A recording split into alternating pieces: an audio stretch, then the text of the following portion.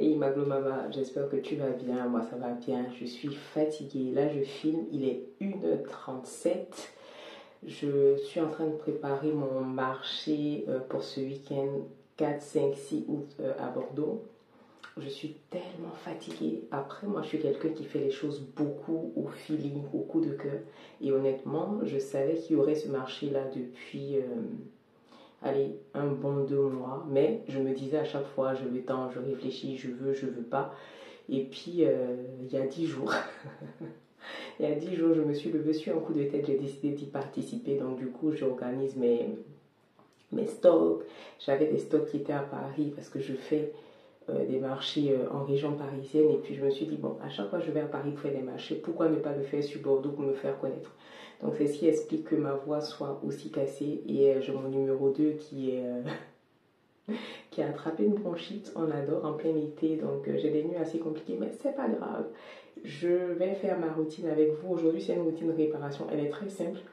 Là, ça se voit pas à l'écran, mais j'ai des petits boutons. C'est la fatigue. Moi, je suis comme ça. Dès que j'ai un peu de fatigue, automatiquement, le teint est un peu plus terne. On sent que je suis fatiguée, mais bon, on va réparer tout ça. Et puis, le glow est déjà là. Donc, alors, après cette longue introduction, si tu passes ici pour la première fois, tu es chez Antifouille. Comme tu as pu le voir, ici, c'est vraiment sans prise de tête. On parle de mindset maternel, on parle de skincare, on parle de bien-être, de tout ce qu'on peut faire au quotidien pour être des femmes épanouies, des mamans qui retrouvent leur féminité, des mamans qui existent en tant que personnes à part entière, qui ne sont pas que des mamans, qui ne sont pas que des épouses, qui ne sont pas que des employées tout simplement.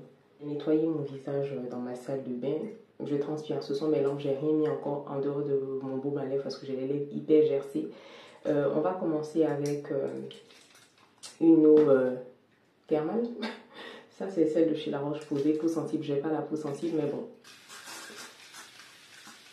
C'est important de se passer un coup d'eau thermale, d'eau minérale, spray, tout ce que vous voulez sur la peau, parce que, surtout pour celles qui vivent en France, l'eau est très calcaire. Donc ça nous permet de débarrasser notre peau du calcaire et surtout de la préparer pour les soins. Donc le sujet d'aujourd'hui, suis-je obligée de me sacrifier pour être une bonne mère? D'où m'est venu ce sujet-là? Je scrollais sur TikTok une jeune dame qui est entrepreneur à succès et qui maintenant, comme nous tous, quand on réussit dans quelque chose, automatiquement, on en fait des coachings. Et dernièrement, elle a montré sa routine en fait du matin. Comment est-ce qu'elle prend soin d'elle, comment est-ce qu'elle prend soin de sa peau, elle se maquille et tout. C'est quelqu'un que j'admire parce qu'elle est toute jeune, elle a 2 enfants, son dernier bébé doit avoir 2-3 mois. Mais c'est quelqu'un qui est tout le temps en train de se préparer, de s'apprêter, de se maquiller. Elle se réveille hyper tôt, comme ça elle a le temps de faire sa routine du matin. J'ai un peu abandonné la mienne, mais je pense que je vais la remettre en place parce que c'est très bien pour se retrouver, pour commencer sa journée d'un bon pied. Et en fait, sur une vidéo où elle a partagé sa routine du matin, il y a une dame, il y a une femme qui lui a demandé pendant que vous prenez soin de vous, qui s'occupe de vos enfants? Je me suis dit, mais what? Cette question-là m'a choquée parce qu'on est en 2023 et aussi parce que ça venait d'une femme. Parce que je me suis rendu compte, en deux, on va utiliser ce toner-là qui est presque terminé, la propolis, il est très hydratant.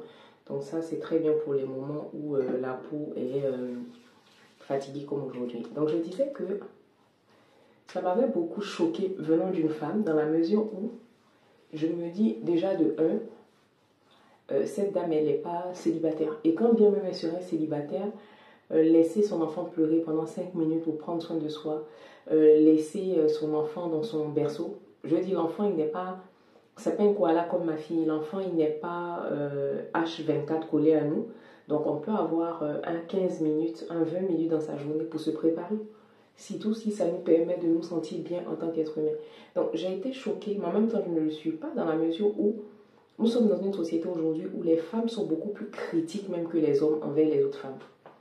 On a une catégorie de femmes, les bien pensantes, qui pensent qu'elles peuvent se permettre de juger. Surtout aujourd'hui, quand on partage sur les réseaux, on a l'impression que parce que la personne partage sur les réseaux, vous voyez, déjà on voit que la peau, elle est déjà bien hydratée. Donc, comme je disais, parce qu'une personne partage sur les réseaux, on se dit qu'on a le droit de venir juger ses choix de vie, de venir juger sa façon de se comporter. Et moi, dans le commentaire de cette femme-là, ce qui m'est apparu automatiquement, c'est un grand warning, grand drapeau rouge, maternité sacrificielle. Nous sommes encore à une époque où les gens pensent que pour être une bonne mère, il faut se faire passer après tout le monde, il faut se faire passer après nos enfants, après le travail, après le mari, après nos familles. Non, en fait. Et quand je parle de famille, je ne parle même pas de la famille que nous avons créée nous-mêmes. Je parle de la grande famille, c'est-à-dire que ta mère, tes enfants, tes frères et sœurs, les cousins, les tantes, les cousines, les grands-parents, tout le monde doit passer avant pour que toi, tu sois quelqu'un de bien, pour que tu sois une femme épanouie. Et ça, c'est souvent dans nos sociétés. Pour être une bonne mère, il faut penser aux autres sauf à soi. C'est-à-dire que tu peux t'oublier. Et là, j'ai senti vraiment la force d'un tel jugement. J'utilise, vous me connaissez, hein, c'est mon chouchou pour les bons jours comme les moins bons, pour hydrater la peau. Donc, en fait, j'ai senti une pointe de jugement dans ce commentaire-là, parce que déjà, de un, la dame, elle n'est pas célibataire. Elle est mariée, elle n'a pas eu ses enfants tout seul. Donc son mari peut s'occuper de ses enfants pendant un quart d'heure, 20 minutes, même une heure. Si elle a besoin d'une heure, qu'est-ce que ça fait? Vu ce que les mamans apportent dans le foyer au quotidien, je ne dis pas que les papas ne font rien, mais vu ce qu'une maman apporte au quotidien dans son foyer, c'est important qu'elle ait des moments à elle. C'est important qu'elle puisse se couper un peu de cette vie frénétique-là. Et ça, j'utilise cette image-là avec mes coachés. Je leur dis, mais imaginez un puits tout simplement, un puits dont on a bouché la source d'approvisionnement. C'est-à-dire que si votre puits, il est approvisionné par la nappe phréatique en bas, ou je sais pas moi, s'il n'y a plus d'eau qui arrive, tu fais comment? Tu puises, tu puises, tu puises, au bout d'un moment, le puits va tarir. Et c'est la même chose pour notre énergie, c'est la même chose pour ce qu'on donne aux autres. On donne aux autres, mais on a besoin de se donner à nous-mêmes. On donne aux autres, mais on a besoin d'en garder un peu pour nous, dans la mesure où, si on ne le fait pas, à un moment donné, on va craquer. Pourquoi est-ce qu'on craque? Parce que le réservoir, il est vide, tout simplement. Et une femme, une maman qui a son réservoir vide, ça va se manifester par l'excès de colère, quelqu'un qui est tout le temps tendu, quelqu'un qui est tout le temps énervé, quelqu'un qui ne peut pas laisser passer le moindre écart à un de ses enfants ou à son mari, par exemple. Moi, je sais que pendant un moment, j'ai vécu ça. En ce moment, je le vis parce que, voilà, je suis transparente avec vous, mais je suis fatiguée.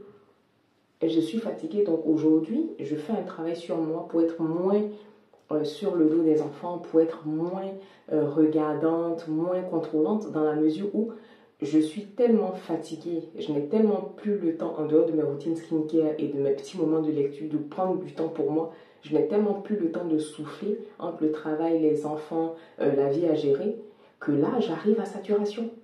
Et celles qui me suivent sur Instagram savent que, par exemple, en ce moment, je ne poste pas du tout en story. Parce que, comme je l'ai dit, moi, je suis quelqu'un qui ne fait pas les choses pour plaire, en fait. Quand ça ne va pas, ça ne va pas. Je ne veux pas venir faire semblant, venir faire une story, donner l'impression que tout est rose. Non, non, ce n'est pas mon style.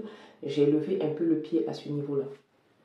Alors, moi, je voudrais juste rappeler à toutes mes mamas bleues ici que, oui, la maternité exige des sacrifices. Être parent, en devenant parent, en devenant mère, nous ne sommes plus responsables que de nous. Nous avons des petits humains qui comptent sur nous. Nous avons nos minus que nous sommes allés chercher qui ont besoin de nous. Quand ils sont encore petits, jusqu'à 3 ans, oui, effectivement, ils ne peuvent pas se débrouiller tout seuls. Mais ce n'est pas pour autant qu'on doit s'oublier totalement. Moi-même, la première, j'ai ma fille, mon numéro 3, qui est un vrai koala, qui est tout le temps collée à moi. Ça me donne même que là, elle ne fasse pas... parce que même quand on dort la nuit, qu'elle ne me sent pas à côté d'elle, elle va me chercher, elle va m'appeler. Tout à l'heure, quand je suis en train de faire mes huiles pour le visage, elle me cherchait.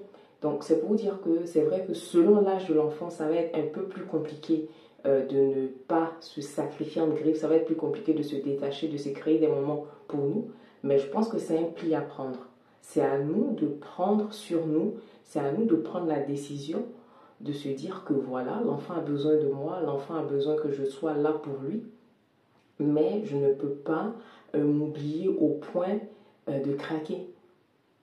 Je ne peux pas m'oublier au point de craquer parce que, je le dis encore une fois, si vous ne prenez pas soin de vous, si vous ne prenez pas du temps pour vous, si vous ne faites pas de coupures régulièrement, vous allez craquer. Et quand vous allez craquer, ça ne sera pas juste les 20-30 minutes dont vous avez besoin au cours de la journée pour souffler en fait. C'est important pour nous de sortir de ce schéma toxique-là de maternité sacrificielle. Tu n'as pas besoin d'être le mouton de sacrifice, tu n'as pas besoin d'être sur la croix. Jésus a déjà tout payé. Donc on va commencer dès aujourd'hui à avoir de bonnes habitudes. Les bonnes habitudes, ça passe par mettre table sur table, discuter avec les personnes qui constituent notre foyer, discuter avec le conjoint, discuter avec les enfants qui sont un peu plus grands. Moi, quand j'ai besoin, là par exemple, ce que je suis en train de faire là, c'est mon stage de décompression. Filmer avant d'aller dormir, ça me permet de relâcher un peu la pression. Ça me permet de me dire, bon voilà, c'est vrai que la journée a été difficile, mais j'ai pu avoir ce moment-là pour moi, ce moment-là où je suis vraiment en train de partager les choses avec vous. Et en général, quand je filme, même quand la petite elle ne dort pas, j'ai une de 11 ans, j'ai un qui va avoir 8 ans bientôt, donc ils arrivent à s'occuper entre eux. N'hésitez pas à mettre à contribution les personnes qui constituent votre foyer. N'hésitez vraiment pas à le faire. Arrêtez de reproduire les schémas de nos mamans qui veulent que nous soyons sur tous les ponts, que nous soyons tout le temps occupés. Je sais qu'il y a dans des familles, par exemple, quand la maman elle est assise là, même le mari va lui demander « Ah, mais tu n'as rien à faire. » Non, c'est pas parce que quelqu'un s'assoit pour souffler que ça veut dire qu'elle n'a rien à faire. Ça veut juste dire que la personne, elle est fatiguée, elle a besoin d'une pause tout simplement. Donc j'aimerais te rappeler ici encore une fois que te sacrifier ne va pas te faire gagner la palme de la meilleure mère de l'année. En plus, sur quels critères on se base pour parler de telle est une bonne mère ou pas? Quand je parle de bonne mère, attention, je ne parle pas de mère maltraitante, non, non. Je parle des mamans normales comme nous là.